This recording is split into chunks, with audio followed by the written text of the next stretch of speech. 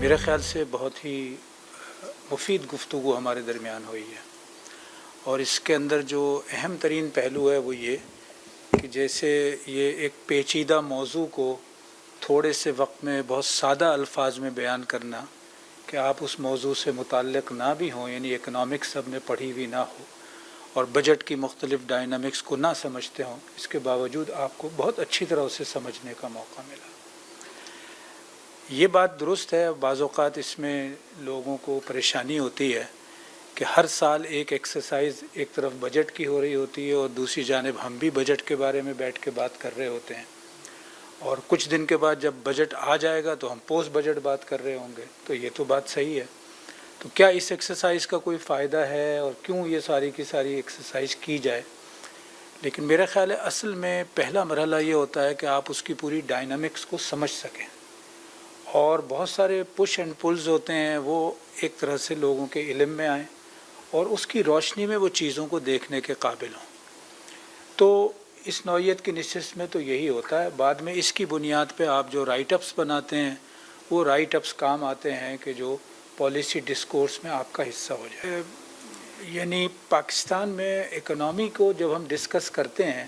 تو جو چیز بالعموم اوجھل ہو رہی ہوتی ہے، سامنے نہیں آتی، وہ یہ کہ ہمارے اصل ایشوز اکنامی سے زیادہ پولیٹیکل اکنامی سے متعلق ہے۔ مجھے خیال ہو رہا تھا کہ ہماری جو 1988 ایک اگر ٹرمینل پوائنٹ ہم سمجھیں، وقار مسعود صاحب نے آج وہاں سے بات شروع کر لی تھی، بلکہ ثاقب شیرانی صاحب نے بھی IMF پروگراموں کے بارے میں 1988 سے ہی بات کی۔ تو 1988 سے اب تک ہمارے یہاں جو گورنمنٹس بنی ہیں وہ میں نے نوٹ کیا کہ 35-37 سالوں میں 10 سے زیادہ حکومتیں بنی ہیں۔ یہ زیادہ میں اس لیے کہہ رہا ہوں کہ اس دوران کوئی 5 یا 6 جو ہیں وہ کیئر ٹیکر گورنمنٹس بھی بنی ہیں۔ تو اس کا مطلب یہ ہے کہ ایک گورنمنٹ کی اگر آپ ایوریج ایج نکالیں تو وہ تو 2.7 ہوگی شاید۔ تو 2.7 میں بھی جب آپ چلیں گے تو مختلف حکومتوں میں فائنانس منسٹرز کتنے تبدیل ہوئے ہیں۔ تو اس کا مطلب یہ اگر فائنانس منسٹر کا کوئی ویژن ہوتا ہے تو وہ چند مہینے سے زیادہ کا نہیں ہوگا، اور اگر اس کا کوئی ویژن ہی نہیں ہوتا تو وہ ایسی بات ختم ہو گئی۔ تو اس لیے ہمارا ایشو جو ہے وہ پولیٹیکل اکنامی کا ہے، اور اگر ہم اکنامی کو آئسولیشن میں ڈسکس کرنا چاہیں گے تو ہم اس کے ایشوز کو سمجھنے میں کامیاب نہیں ہوں۔ دوسرا، یہ آخر میں اعداد و شمار کے حوالے سے بھی بات آئی، ظاہر ہے بڑا اہم مسئلہ ہے۔ پہلی بات تو یہ ہے کہ ہماری ایک بہت بڑی انفارمل اکنامی ہے اور اس نے ہمیں بہت بڑا سروائیول دیا ہوا ہے۔ تو جو اکنامی کے حوالے سے ڈیٹا اور اعداد و شمار ہمیں ملتے ہیں وہ بھی بذات خود اتنے درست نہیں ہوتے۔ بعض صورتوں میں تو ہم نے یا ہماری حکومت نے بنائے بھی نہیں ہوتے، بلکہ کسی انٹرنیشنل انسٹیٹیوٹ نے کوئی اسٹڈی کر کے ہمیں دے دیے ہوتے ہیں، اور ہماری کہیں کیپیسٹی کا مسئلہ ہوتا ہے، کہیں نیت کا مسئلہ ہوتا ہے کہ اگر ہم نے BISP کو چلائے جانا ہے اور اس کے نتیجے میں ہم پہ کچھ نہ کچھ ڈیٹ بھی ہمارا بڑھ رہا ہے، تو چونکہ ڈونر نے بھی اپنے کچھ مقاصد پورے کرنے ہیں تو وہ ہم سے اس کے سلسلے میں آگے بڑھاتا رہتا ہے، پش کرتا رہتا ہے۔ تو بعض صورتوں میں ہم خود اسٹیک ہولڈر اتنے نہیں ہیں بعض چیزوں کے اکنامی کے حوالے سے جو ہم نے دوسری طرف لوگوں کے ہاتھ میں چلے گئے۔ تو اس لیے اگر یہ یعنی خود انفارمل اکنامی کو، اور یہ جو چیریٹی سیکٹر ہے، امینہ جب آپ بات کر رہی تھی تو اسی وقت میں نے صرف یہ نکالا کہ اگر آپ ایوریج فطرانہ نکال لیں جو سال میں صرف ایک مرتبہ عید کے دن ہر انسان نے دینا ہے، چاہے اسی دن بچے کی ولادت ہوئی ہو، اور آپ اس کو ایوریج لگا لیں کہ 200 روپے دیا ہوگا، کیونکہ بعض لوگ تو بہت زیادہ بھی دیتے ہیں، اور 20 کروڑ لوگوں نے دیا، چلیے 4 کروڑ لوگ آپ کہیں کہ انہوں نے تو جو ہے، تو یہ اسی یعنی پورے معاشرے میں سرکولیٹ ہوتے ہیں اور یہ غریب تک بھی پہنچتے ہیں۔ اور یہ ٹھیک ہے کہ انڈیویجول کیسز تو آپ کو بہت ہی مشکل حالت میں بھی مل جائیں گے، لیکن ایک کمیونٹی کے بارے میں جب آپ بات کریں تو میرے خیال ہے اس کمیونٹی کے سارے لوگ اتنے مشکل حالت میں نہیں ہوتے ہیں، اور لیکن ظاہر ہے وہ جو آپ کا جو پرسنل ایکسپیرینس ہوگا آپ اس کی بنیاد پہ کہہ رہے ہوں گے، تو کہنا بھی چاہیے، اور یہ بات ٹھیک ہے کہ جو مشکل حالات میں ان کے لیے کوئی نہ کوئی راستہ نکلنا چاہیے۔ مشکلات تو آتی ہیں، لیکن ان مشکلات کا جس انداز میں ذکر ہوتا ہے تو وہ فیل گڈ فیکٹر تو کہیں سے آ ہی نہیں سکتا۔ فیل گڈ فیکٹر ہی تو آپ کو ایک یعنی اقدام کرنے کے لیے ابھارتا ہے۔ تو پاکستان نے ڈیفالٹ نہیں کیا.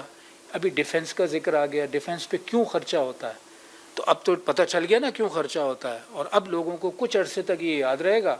لیکن پھر اس کے بعد ایک پولرائزیشن میں پھر دوبارہ یہ بات ہوگی. بلکہ ابھی جب بجٹ آئے گا تو پھر کچھ لوگ بات کر رہے ہوں گے. تو یہ آؤٹ آف کانٹیکسٹ.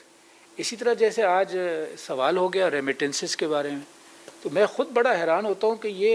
کہ پاکستان کی یہ چیز بہتر ہو گئی ہے, تو ساتھ بھئی یہ تو ریمیٹنسز کی وجہ سے ہوئی. بھئی ریمیٹنسز بھی تو ہماری پالیسی کا نتیجہ ہے نا.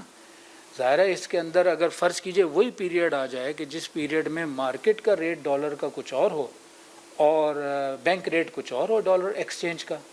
تو پھر دوبارہ یہ ریمیٹنسز جو ہیں یہ اس ریکارڈ میں سے نکل کے کسی دائیں بائیں طریقے سے آ رہے ہوں گے. آئی ڈونٹ نو کیا ہوتا ہوگا اس کا. تو یہ جو نیریٹوز چل رہے ہوتے ہیں یہ بھی اسی پولیٹیکل اکنامی کی وجہ سے, مسائل کی وجہ سے ہے. اور چوتھی چیز مجھے یہ بھی, اب میکرو اکنامک انڈیکیٹرز اگر بہتر ہو گئے, بھئی اس کو ریکگنائز کرنے دینا. اس کو کیوں آپ چیلنج کرتے ہیں کہ یہ تو میکرو اکنامک ہیں اور میکرو لیول پہ یہ مسئلہ ہے. تو اس اعتبار سے میرا خیال ہے ہمیں چیزوں کو سمجھنے میں کوشش کرنی چاہیے کہ وہ لارجر پکچر ہو. دوسرا یہ ہے کہ ایک گیون سچویشن میں ہم ہیں, مطلب یہ تو ایک گیون سچویشن ہے ایز آف ٹوڈے. جیسا کہ وقار صاحب نے کہا, بھئی ایک ہائیبریڈ گورنمنٹ ہے, کسی کو پسند ہوگی کسی کو نہیں ہوگی, کسی کو بہت شدید اس پہ احتجاج کا موڈ بنتا ہوگا, لیکن یہ تو گیون سچویشن ہے. بجٹ تو اسی وقت بننا ہے, اور اگر آپ اس گیون سچویشن کو ہی ڈسکس کرتے رہیں کہ یہ غلط ہے تو پھر بجٹ بھی نہ بنائیں. بھئی کسی نے تو بنانا ہے نا بجٹ. تو جو یعنی ایٹ دا مومنٹ جو ذمہ دار ہے معاملات کو چلانے کا, اگر وہ ہائیبریڈ اسٹیٹ آف افیئرز ہے تو اس کے اندر اس کو کرنا چاہیے. ہاں اسی کے اندر رہتے ہوئے یہ کوشش زیادہ سے زیادہ ہو کہ اس میں ویسٹڈ انٹرسٹ جو ہیں وہ اپنا راستہ نہ نکالیں. اور ہم نے یہ دیکھا ہے ہائیبریڈ نہیں ہوتی جب بھی ویسٹڈ انٹرسٹ کا ہی قبضہ ہے چیزوں پہ, اور ہائیبریڈ ہوتی ہے تب بھی ان کا قبضہ ہے. اس کا مطلب یہ تو پورا کا پورا ہمارا گورننس کا اور ہمارا جو حکومت بنانے کا نظام ہے وہ بڑا ایشو ہے. تو وہ ایک بجٹ کی تشکیل کے وقت تو اس میں کوئی بڑی تبدیلی نہیں آ جائے گی. تو یہ دوسری بات ہمیں ذہن میں رکھنی چاہیے کہ ہم اسی میں چل رہے ہیں. ہائیبریڈ کی صورت میں دیکھیے اس کے بڑے نقصانات ہیں, یہ تو ایک علیحدہ بحث ہے, لیکن ہر چیز کے جیسے ثاقب شیرانی صاحب نے کہا دو رخ ہوتے ہیں. موجودہ ہائیبریڈ نظام آپ کو ایک سارٹ آف پولیٹیکل اسٹیبلٹی بھی دے رہا ہے. جھگڑے ہیں, پولرائزیشن ہے, ہر لمحے یہ لگتا ہے کہ کچھ یہ نہ ہو جائے کچھ وہ نہ ہو جائے, لیکن اب at the end of the day 22 April 2022 اس وقت حکومت چینج ہوئی تھی نا 10 اپریل کو, تو اب 22 سے لے کے اب 25 تک 3 سال ہو گئے جس میں ایک ہی مائنڈ حکومت کر رہا ہے. یہ نہیں کہہ رہا کوئی آئیڈیل حکومت ہے, لیکن اس نے ایک نوعیت کی اسٹیبلٹی اس وقت ہمیں پرووائڈ کی ہوئی ہے ڈیسیجن میکنگ میں. یہ جو اسٹیبلٹی ہے یہ ایک نوعیت کی پریڈکٹیبلٹی دیتی ہے. جو اکنامی میں پریڈکٹیبلٹی نہایت اہم فیکٹر ہے کہ ایک آدمی جو انویسٹمنٹ کرنا چاہتا ہے اس کو فیوچر ذرا سا صاف نظر آ رہا ہو, دھندلا نہ ہو. جب اسے صاف نظر آتا ہے کہ اچھا یہی ڈائریکشن ہوگی تو وہ اپنی انویسٹمنٹ کے لیے ڈیسیجن کرتا ہے. آپ اگر کیریئر کا انتخاب کرنا چاہ رہے ہیں تو اس میں بھی یہ پریڈکٹیبلٹی آپ کو کیریئر کے انتخاب میں سہولت دیتی ہے. تو گیون سچویشن میں کچھ فائدے ہیں ہائیبریڈ کے, ہمیں کچھ بے چینیاں ہیں ہائیبریڈ کی وجہ سے, لیکن ظاہر ہے آپ نے at the end of the day کچھ کرنا ہے تو آپ اس کی جو فائدے ہیں. اچھا اس پریڈکٹیبلٹی کے معاملے میں جیسا کہ آج بات آ بھی گئی, ایک جانب اس میں انٹرنل فیکٹرز ہیں جس میں ہماری پولرائزیشن غیر معمولی طور پہ اہمیت رکھتی ہے, لیکن دوسری جانب یہ ہے کہ یہ جنگ تو آپ نے پلان نہیں کی ہوئی تھی نا. جب ہم نے 2024-25 کا بجٹ بنایا تو ہم نے تو جنگ پلان نہیں کی ہوئی تھی. اچھا ہم نے جیت لی ہے جنگ, اس نے فیل گڈ فیکٹر میں اضافہ کیا ہے, لیکن دوسری جانب یہ ہے کہ جتنا بھی اس میں خرچ ہوا ہو وہ تو اب آپ کو ریپلینش تو کرنا ہے نا کسی شکل میں. آپ نے منیمم یہ تو کرنا ہے کہ اگر آپ کا کچھ بھی نقصان ہوا ہے تو وہ ریپلینش ہو. ریپلینش آپ کریں گے تو ظاہر ہے یہی پوری بیس ہوگی ہمارے پاس. تو اس لیے یہ انپریڈکٹیبلٹی یا پریڈکٹیبلٹی کے بھی دونوں طرف آسپیکٹس ہیں, اور وہ بجٹ کی ایکسرسائز پہ اثر انداز ہو رہے ہوتے ہیں. مطلب یہ ہے کہ روزگار کے مسائل بھی ہیں, غربت کے مسائل بھی ہیں. پھر ایک یہ کہ آپ کمپیریزن کس چیز سے کر رہے ہیں. ایک کمپیریزن ہم کرتے ہیں اپنے ہی پچھلے سال کے حالات سے, وچ از گڈ, کرنا چاہیے. ایک کمپیریزن یہ ہے کہ اچھا باقی دنیا میں اس عرصے میں روزگار کے حوالے سے, مہنگائی کے حوالے سے کیا ہوا ہے, تو آپ کو معلوم ہوگا دنیا کے بہت بڑے بڑے ترقی یافتہ ملکوں میں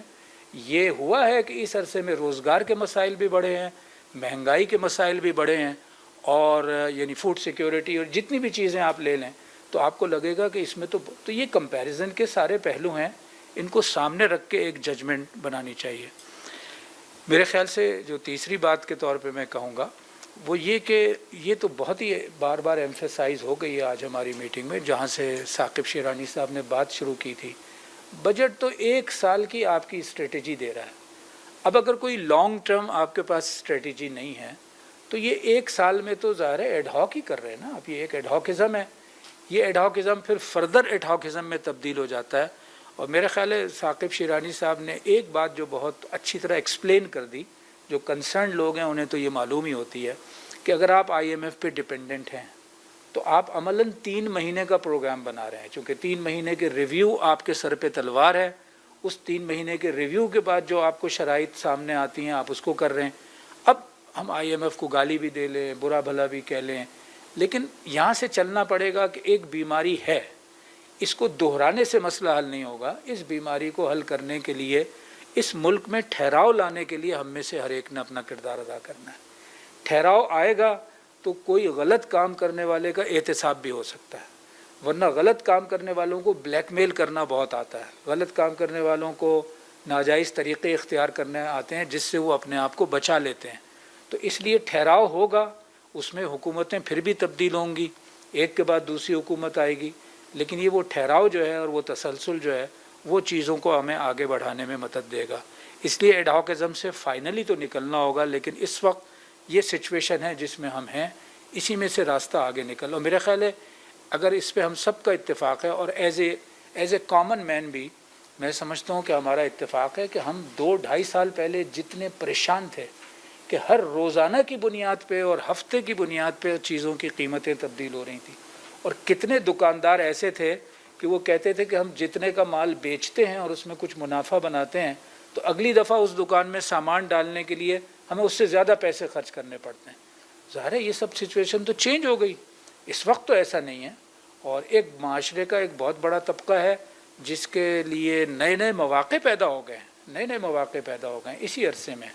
تو یہ جیسے ساری چیزیں سامنے رکھی جائیں تو اس فیل گڈ والے فیکٹر پہ بلڈ کرنے کی ضرورت ہے۔ اس کا ہرگز یہ مطلب نہیں ہے کہ اگر کوئی کمزوری ہے تو اس کمزوری سے آنکھیں چرا لی جائیں، لیکن وہ یہی دیکھا جائے کہ ہر بیماری کا کوئی علاج ہوتا ہے، کس خاص وقت میں جب آپ ڈاکٹر کے پاس جائیں وہ آپ کی 5 بیماریوں میں سے کہے یہ 4 کو تو میں بعد میں دیکھ لوں گا، سب سے پہلے تمہیں اس چیز کی ضرورت ہے کہ یہ ٹھیک کی جائے۔ یہی بجٹ بنانے والوں کا کام ہوتا ہے، اور اس میں جو بھی مسائل ہیں اس وقت اس کو سامنے رکھتے ہوئے ہمیں آگے بڑھنا ہوگا۔ تو بہت بہت شکریہ۔